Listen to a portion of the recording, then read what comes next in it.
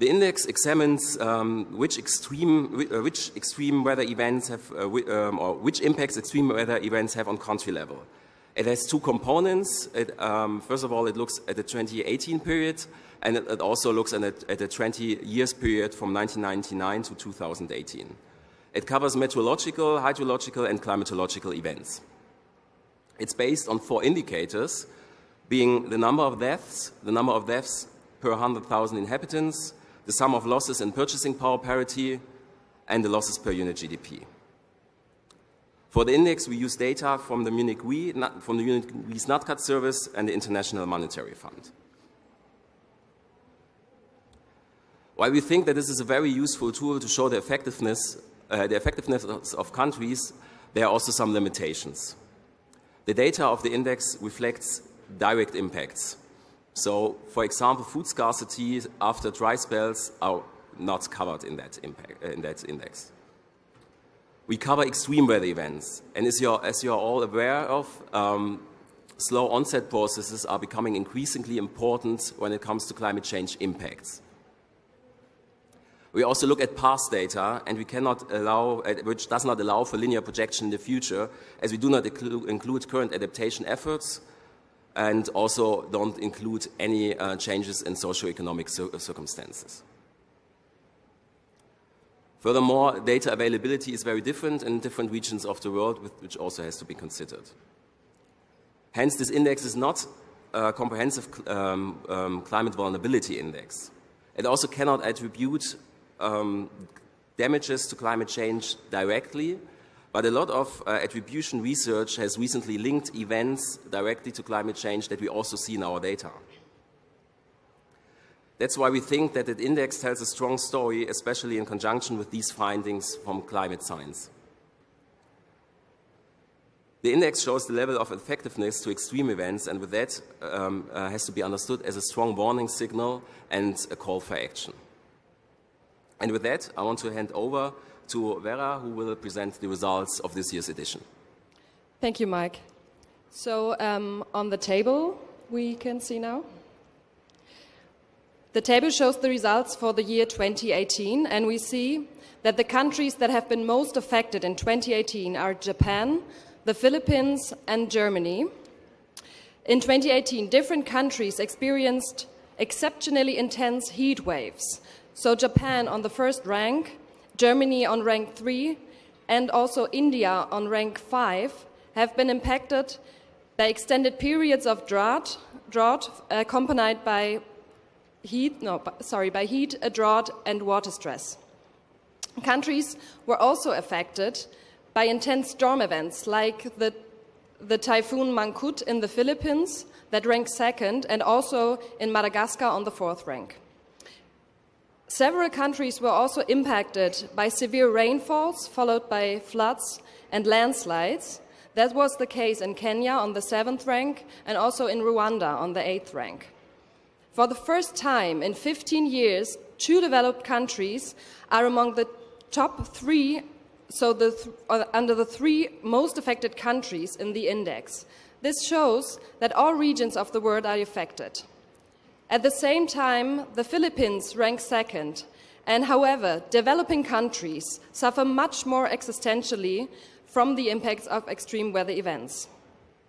And now we see the map that illustrates the results for all countries in 2018.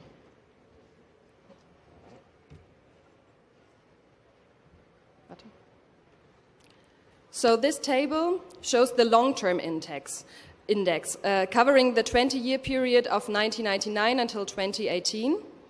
Here we see 2 categories of countries. The first category are countries like Puerto Rico on the 1st rank, Myanmar on the 2nd, and Haiti on the 3rd rank, that were all hit by exceptionally devastating catastrophes like Hurricane Maria in Puerto Rico in 2017. The other 2nd category of countries faces continuous threats. So those countries are frequently hit by extreme weather events and do not have enough time to fully recover until the next event hits. So we found in the index that poor countries were hit hardest, as 7 out of the 10 most affected countries were from developing countries from the low-income and the lower middle-income country group. Between 1999 and 2018, all in all, more than 495,000 people died as a direct result of more than 12,000 extreme weather events. They led to losses that added up to more than 3.5 trillion US dollars. However, the results of our index must be viewed against the background of data availability that may vary from country to country and also within countries.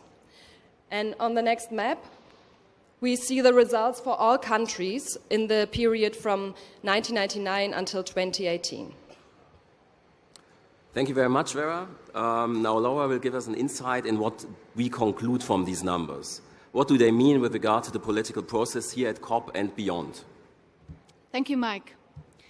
So the results that Vera just presented, the results of this year's Climate Risk Index clearly show that signs of an escalating climate crisis can no longer be ignored on all continents and in all regions everywhere. However, climate impacts most existentially hit developing countries and communities around the world and create a real climate crisis for millions of people. Particularly, poor people in developing countries are more vulnerable to the damaging effects of a hazard and have lower coping capacity when they are hit by an extreme event like a cyclone. Climate change-related loss and damage threaten their life and livelihoods, their food security, human security, and sustainable economic development. Moreover, recent research shows that climate risk worsen access to international capital and increase interest rates, resulting in higher indebtedness and lower investment. To address irreversible loss and damage, we need adequate and reliable financial means, additional to mitigation and adaptation finance. The latest estimates from a 2018 economic impact assessment indicate financial damage of at least 290 to 580 billion US dollar by 2013 only for developing countries. That's a huge number. And this is not including non-economic losses. The index only looks at economic losses, but we also have to consider non-economic losses such as loss of biodiversity or cultural sites. Moreover, what we would like to highlight here is that new scientific results show that the risk to life and livelihoods due to climate change impacts have been grossly underestimated, as many of the most serious consequences are difficult to quantify as they simply lie outside of human experience. COP25 therefore needs to address the issue of loss and damage finance prominently to enable reliable support for the most vulnerable countries in addressing irreversible loss and damage, with the aim to eventually set up a finance facility for loss and damage.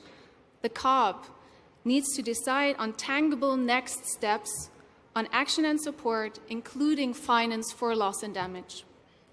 Furthermore, climate finance for adaptation needs to be significantly ramped up to prevent loss and damage in the first place. Secretary General Antonio Guterres made very clear we are in the middle of a climate emergency. And this emergency needs a comprehensive response from the international community. To address loss and damage at the adequate scale, we therefore also need additional solutions beyond the UNFCCC context. Thank you very much, Laura. And now we would like to know from Red what these numbers mean on the ground, in this case the Philippines. And what does the Philippines expect from the international community? We greatly appreciate you taking the time being here. Thank you very much. Thank you very much. The index is a very important indicator of what the world is facing today, which is the injustice of the climate crisis. It is very clear that those who are least responsible for this crisis are the ones who are suffering the most. And this is plainly unacceptable.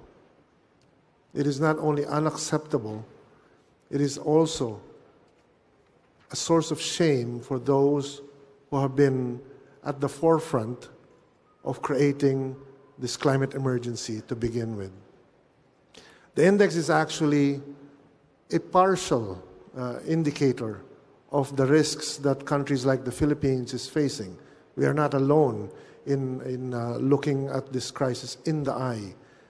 It is largely, as the authors had said, an indicator of the extreme weather events that have been plaguing many countries, not just the Philippines. And the fact that we are consistently on the top ranking means that our vulnerability is creating serious challenges to our other equally important goals, which is to develop in a way that our people cannot just survive this crisis, but to thrive as well. We have to also remember that the extreme weather events that we're facing that have been listed in this index is the result of emissions that the world failed to eliminate over 3 decades ago, which means that everything that we do now will matter for the children of today and their children as well. Action is going to be really important because it's not simply episodic extreme events that we're looking at, but also slow onset events that are threatening the very viability of our economy, such as rising sea levels, ocean acidification, the thermal impact on labor that is going to bite a huge chunk out of our GDP annually and growing. This index is a reminder that the injustice that is behind this climate crisis needs to end, and that action in Madrid needs to be full on in terms of implementing the Paris Agreement, in terms of reducing emissions at scale with the speed that's needed, but also the delivery of finance that allows countries like the Philippines, like Vietnam, like Myanmar, to be able to cope, but also ensure that their economies are resilient as the impacts worsen. Thank you. Thank you very much. And with that statement, we would like to open the floor for questions. So if you have any questions to any of the panelists, please raise your hand. And I would suggest that we start with a round of, let's say, 3 questions. This gentleman first, then over there. Susumu Kojima from NHK, Japanese public broadcaster. Could you elaborate a little bit more on the reason why you chose that Japan was the hardest hit in 2018? What were the main reasons that Japan was the #1 in the last year? And also, can you explain to us what this CRI score means? I mean, 5.50, what does this represent? If you could elaborate on this, thank you.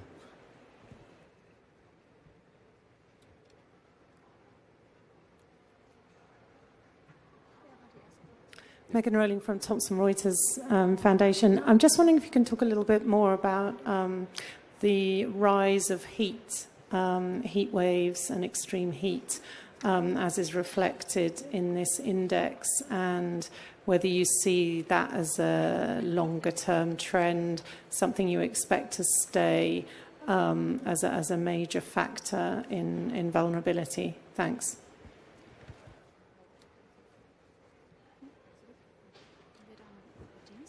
Yes, the gentleman over there.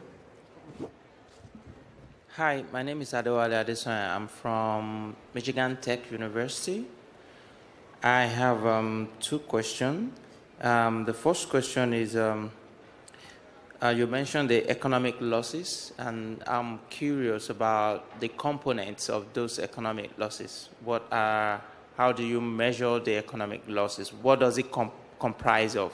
Does it comprise health, investment into health challenges, or just company losses based on impact on buildings and what have you? So I want to know what the components are. The second question is, what is the outlook like for developing countries in terms of regional losses? I saw that you quoted $250 to $500 billion as the losses for developing countries. So I want to know what is the regional distribution within developing countries. All right. Yeah, that will be all for now. Okay, let's leave it at that here and start with answering the question. Where do you want to take the first one? Yeah, thank you very much. I would like to take the question on Japan. So the question, why was Japan hit hardest and ranks first in our index? So the events that are responsible for this result are threefold. So Japan was hit by three different, very intense extreme events. And first of all, there were heavy rainfalls that were followed by floods. The second one was a heat wave in the summer that was very intense. And the third one, was the strongest cyclone in Japan that has been measured in the last 25 years. So that led to 1,282 deaths and an economic damage of $35 billion US. All right, I try to address the methodological questions. Yeah, the components that we cover is its loss of GDP I can go back to the slide that you can see the components. Its losses per unit GDP and sum of losses in purchasing power parity. We don't compile the data by ourselves. We purchase the data from Munich Re's NatCat service, and they have a very comprehensive database where they try to measure all the direct, as I said, direct, not indirect impacts on GDP. So yeah, and some also then define the sum of losses in purchasing power parity. That's what I can say to that. The score. This is a relative score. We have several categories, and we rank the countries within these categories. And then the score on this category would, for example, be 1 or 2. That would be the rank. And then we create an average of that, and that would be the rank. Not every component is weighted the same, so there are also weightings in there. But this is basically how it is. So it's a relative number. It's not an absolute number. It's not that the 5 will tell you this is an effectiveness of 5. It also depends on how other countries are affected. So what you can say is that that Japan, in terms of our categories, was most impacted this year and more impacted than than any other country before. But then you cannot compare it, for example, with the previous year. And on the question relating to heat waves, we can say that attribution science can make a very clear link between climate change and the increasing intensity and severity of heat waves. For example, for Europe, heat waves are now, compared to 100 years ago, 10 to 100 times more possible. And we have an example in our index with regard to the 2003 heat wave in Europe, where a lot of scientific studies have been prepared for. And for this summer, anthropogenic climate change increased the risk of heat-related mortality in central Paris by 70% and by 20% in London, just to get you a feeling of what the impacts of this are. Would you like to add to that? A little bit of context as well, because the index is a recording, a register of previous extreme events. Our own Climate Bureau is projecting that over the next 2 decades, it's not simply heat waves, but thermal impacts to areas where poverty is already very intense and extremism is taking root. Is going to have an impact that will probably create more displacement and more conflict. And so the register of the past is already indicating what the future might be like, even as we project huge strains to the economy because of the projected impacts that go beyond historically observed extremes, especially in central parts of Mindanao, where conflict is slowly rising even without the intensity that we have seen in other countries in terms of heat issues. Absolutely, thank you. Okay, let's have a second round. Let's try 3 or 4 more questions. Yeah, you're just there with the mic, so we can start. And then we go over here. How you doing? Thank you. My name is Kian. I'm from Northeastern University in Boston.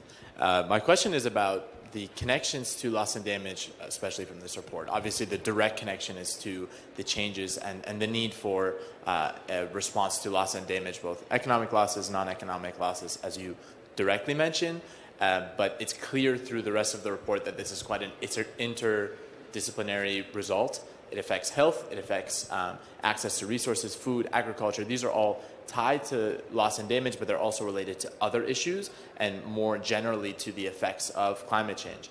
And my question is, how much do you think that this report is meant to influence the negotiations on loss and damage, and to what degree, not asking you to opine on the policy, but on the report, to what degree do you think that this is calling to a larger plea for climate action as opposed to a direct call for action on loss and damage? Thank you. Okay, thank you very much. Can you come over here? We have to, please be very brief. We have to vacate the room in 5 minutes. So, okay, and we will be available afterwards and we will answer all of your questions. So we'll see you then outside. Professor Ahlawi Zuhair from Tunisia. I want to ask about the data information. Statistics. Is it the official statistics or UN statistics or another source? Second point about correlation, possible correlation between rank and another part of development or death of women. Can we do this correlation research to have another statistic goal?